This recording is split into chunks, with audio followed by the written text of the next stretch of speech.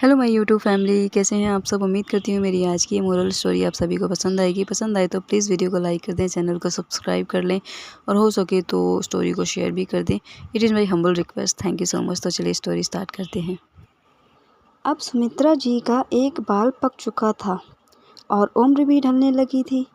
और ढलती भी क्यों ना, तीनों बेटियों के साथ साथ एक बेटे की भी शादी कर ली थी। बात उस दिन की है जब उनकी बहू मायके से आई ही थी और साथ में एक प्लाजो कुर्ती का सेट लाई जो उनकी दुबली पतली बहू के ढीला था। साथ ही उनकी मझली बेटी का 7वां महीना लग गया था और सुमित्रा जी चाहती थी उनकी बेटी मायके में आ जाए, जिससे उसे डिलीवरी के वक्त कोई परेशानी ना हो। माँ की ज़िद को सराखों पर रखकर और भाभी के साथ कुछ वक्त बिताने के लिए रानी अपने मायके आ गई। आज रानी का 8वां महीना लग गया था।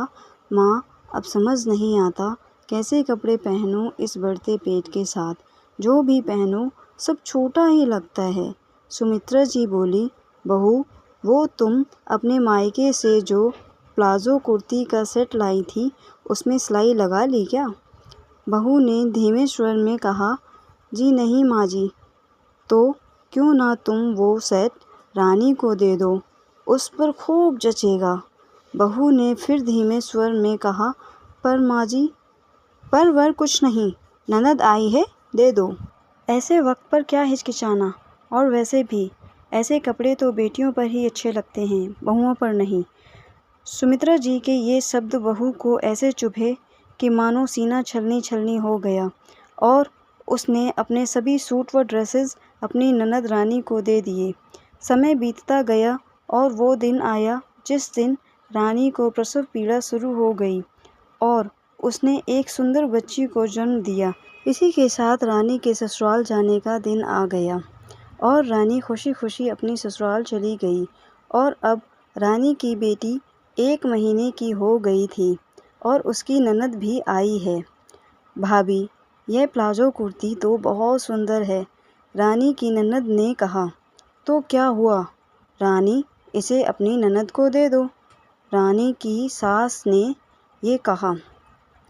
तो अब रानी ने चुपचाप वो सेट अपनी ननद को दे दिया और आज रानी को याद आया कि कैसे वो अपनी भाभी की खुशी मारकर वो सेट लाई थी और उसकी भाभी को कैसा लगा होगा। तभी रानी ने अपनी माँ को फ़ोन किया और समझाया कि माँ, भाभी भी किसी के घर की बेटी है और आपको भी मुझ में और भाभी में कोई भेदभाव नहीं करना चाहिए। अब सुमित्रा जी को यह बात इस तरह समझ आई कि वह अगले ही दिन अपनी बहू के लिए नई प्लाजो कुर्ती का सेट लाई।